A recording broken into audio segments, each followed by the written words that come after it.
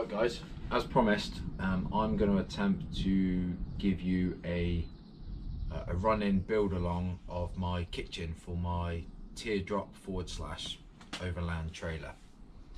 From the start it's been a bit of both. It's teardrop style in the way that there's a galley kitchen on the back. I scrapped that video. It went on for about 9 minutes and telling you what my plans were, how I was going to do it and things like that. I didn't want to watch it myself, so I doubt you guys wanted to.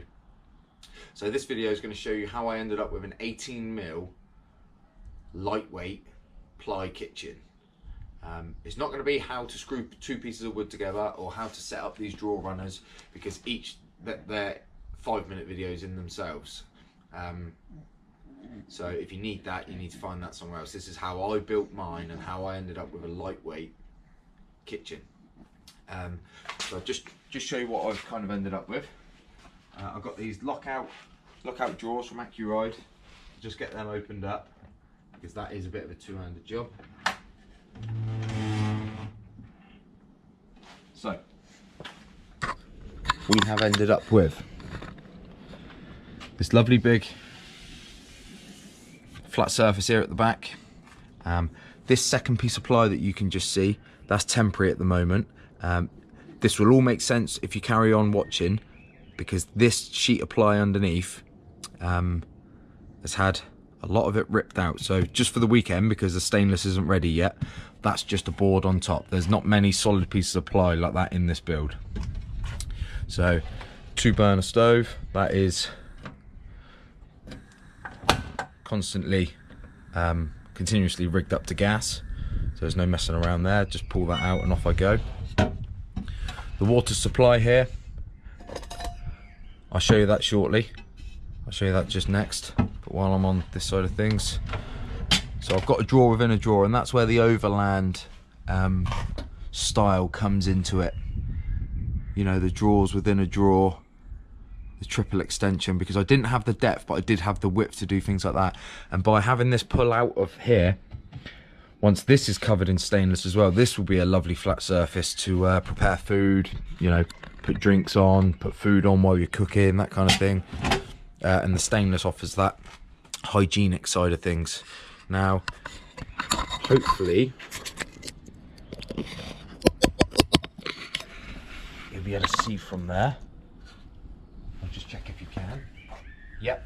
So the water supply, you might not be able to see me, but hopefully you can see me. I do not carry water because it's just too heavy, and for the space that I've got available, I wouldn't be able to carry enough. So I carry jerry cans in the truck, submersible pump that gets dunked into a nice tank of water, just a hose lock fitting that gets connected, and then the electrical supply.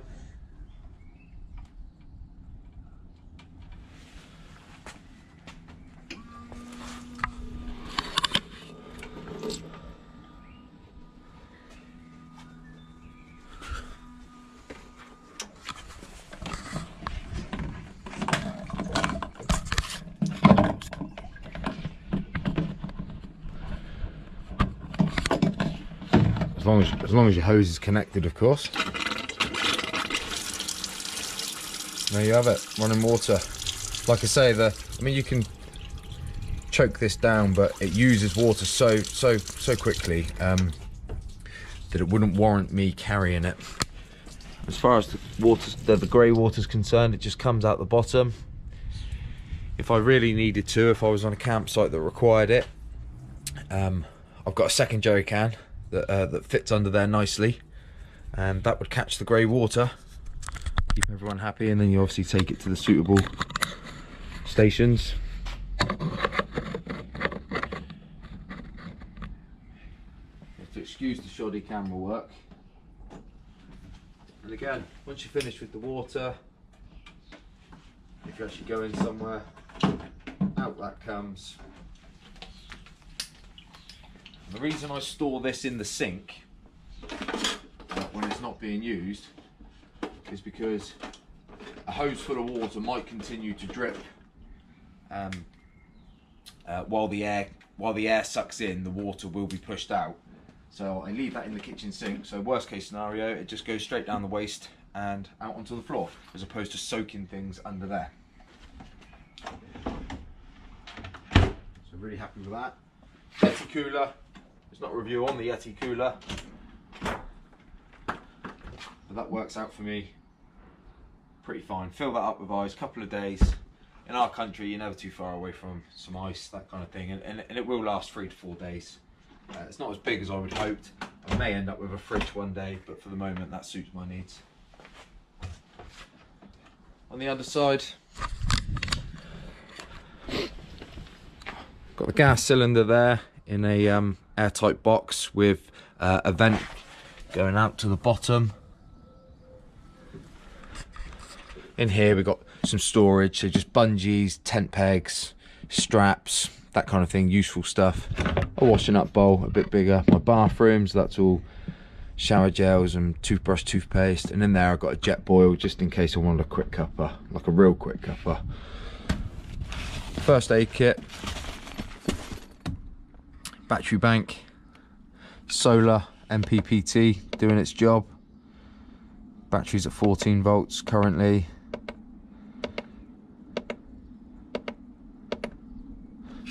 Taking in 21 volts, I believe.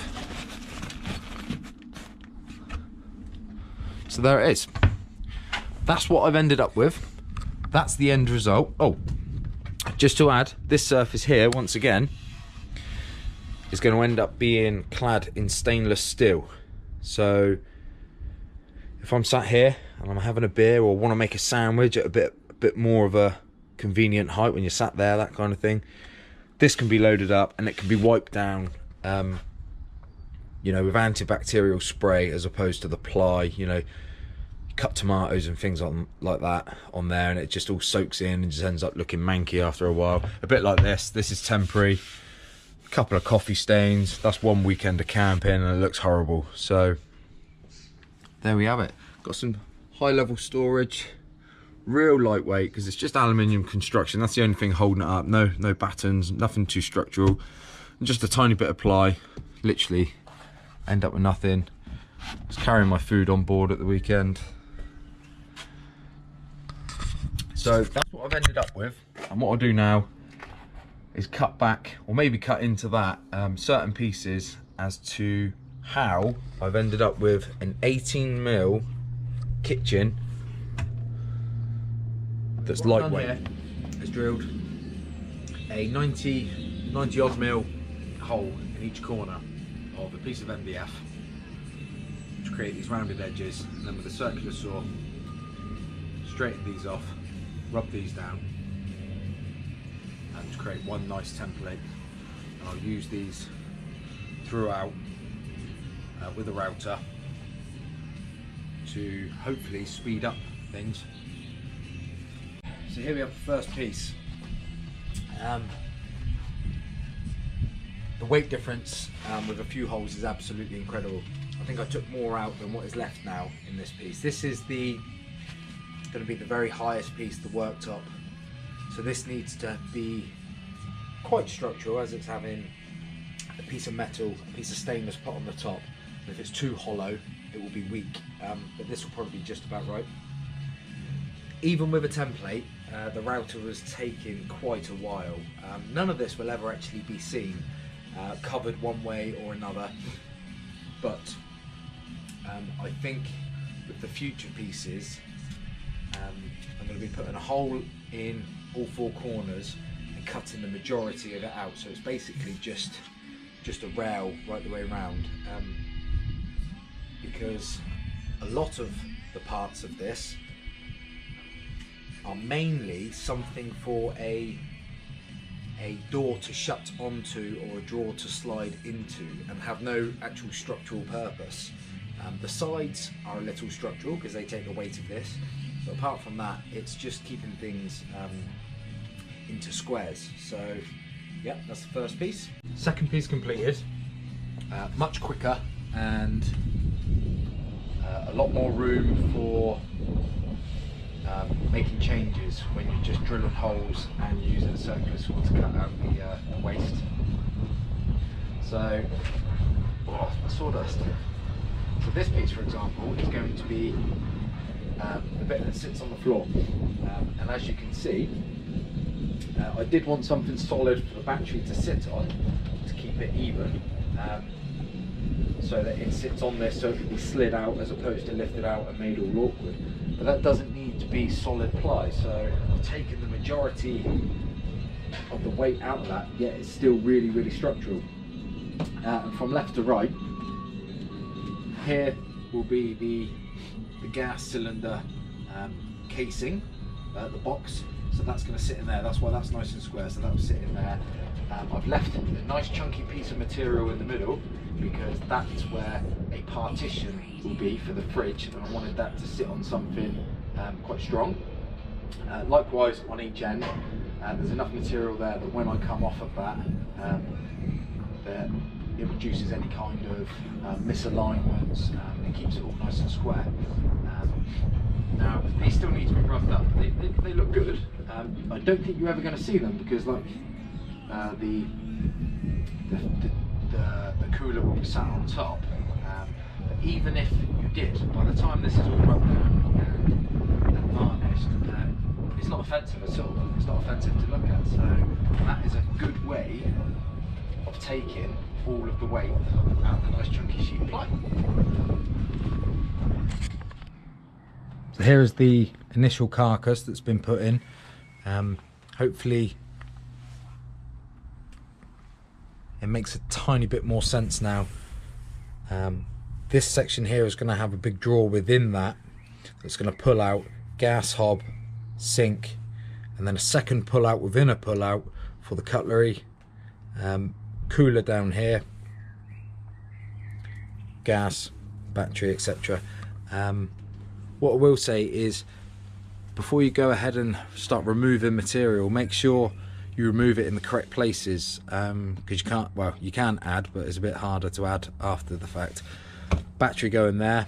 Now the reason that I've left this thicker, for example, along here is to place some hinges, and they're gonna fold down this way, so I knew that I needed some material for that. Whereas here, this is basically really quite thin, because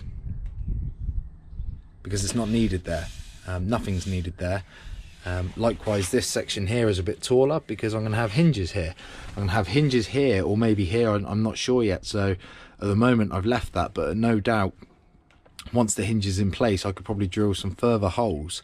And this might seem a bit over the top to some people about the holes, but if you look at the material that's come out, it could be the difference between me having the weight allowance to carry a shower as well, or a second gas bottle, or to carry more water. It all does really make a difference, considering that is structurally really quite sound. And you know, I can put some aluminium across the back to help.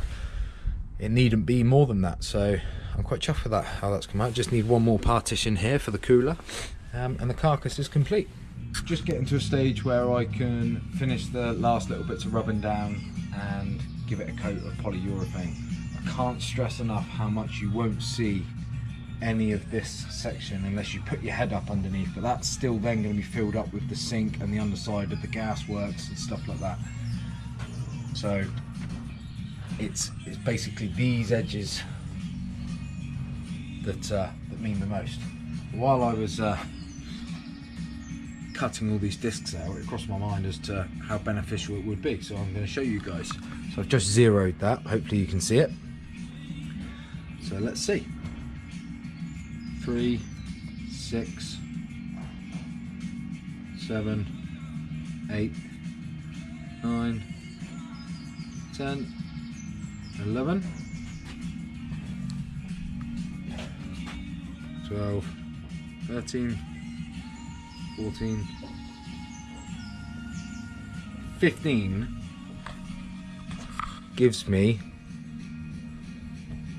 a kilo. So for every 15 of those that I've cut out, that sheds 1 kilo. Now that might seem ridiculous to some people, but I've only got 750 to play with. Now, for example, this piece here that I've cut out, that alone, believe it or not, is exactly 1 kilo. So just stood here now, 1, 2, 3 kilos gone. I mean, this would have to be cut out for the sink no matter what I was doing, but that's 3 kilos gone straight away. Now when your tolerance is 750 kilos, another one here, another one here, another one on the end, more so on the bottom, more here. Collectively, as I'm going through and taking away material which doesn't compromise the structure, it does mean a lot. Now, while I'm stood here, not that this is a tips channel, but if I did have one tip, when you're doing yourself a kitchen and you've got your drawer runners in, one thing I would suggest is this: cover the drawer runners with some kind of tape while you're still making dust. And please learn from my mistake, because the first time I didn't, and these are going to need a clean out and probably a re-grease, which is a shame because they're brand new. As you can see, because they're greased up, the sawdust actually attracts to it. So if I did have one tip, keep these covered, keep them nice and clean. I mean, they're still moving okay, and in time they'll probably get smoother the more I grease them up. Stay tuned for the build. It's a new day. I've been hard at it before I've gone and got the camera, just because I was desperate to get going on it really. So here we are. The bottom panel is just clamped at the moment because that's going to be on a hinge, but for door closures and gaps I wanted it clamped on there, as is that last panel, because that is going to be the second drawer. I've managed to cut it out of one single piece of plywood, so you'll notice that the grains all line up. I think once that's stained, that's going to look pretty smart, rather than the grain going in different directions, etc. At the moment it's in its heaviest form. I'll just get it out and show you. Hopefully you can see from there. So this panel at the moment is just held on.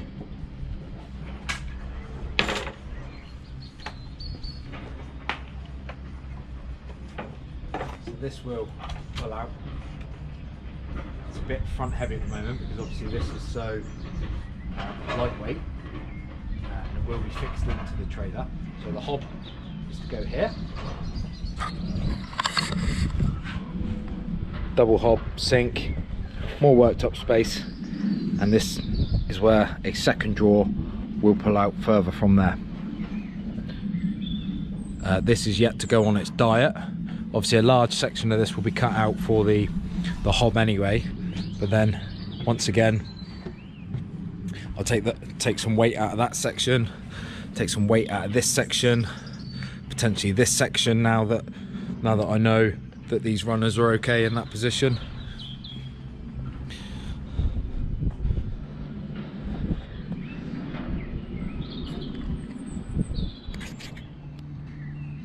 Very quick update, show you where we are at the moment. So the carcass is in, and as you can see, more holes being drilled out anywhere where it's not needed.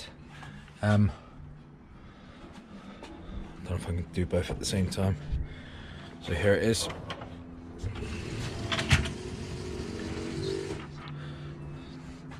So this is the setup. Twin hob. But as far as usage is concerned, all this is going to be clad with stainless steel if you're keeping up. This is going to be worked up again. That's all the material that just keeps coming out. I made a right mess here.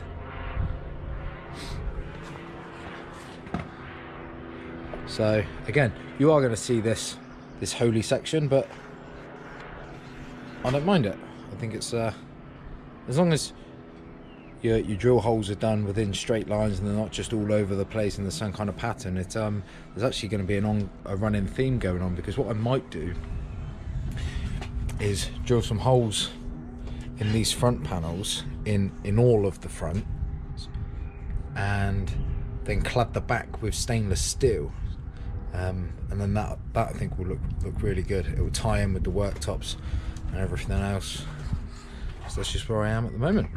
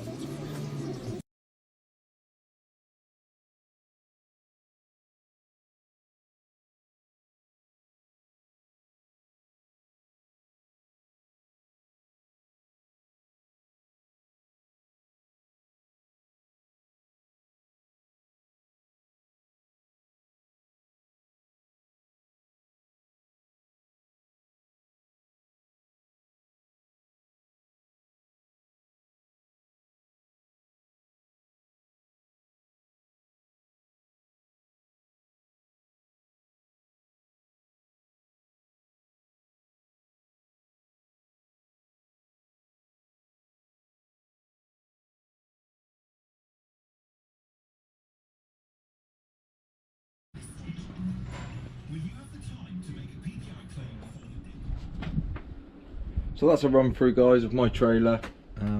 It's not quite finished. There's more I can do in certain spaces. They're all a working project. No one would ever say that theirs is actually complete, because there's always things that you want to do. It works for me. This isn't for everyone, but I'm going to be taking the wife with me and things like that, and we want to be able to just cook, pull over, cook straight away, and have all of that as an option. So this is ideal for what we want, and that's the most important thing. You make your own builds for yourself and what suits you, and what I'd advise is go camping before you start designing, and try and work out what you want. Press the subscribe button if you haven't already. Like and comment, and feel free to ask any questions. If you've got similar projects going on and you think I can help, I'll be more than happy to answer any questions.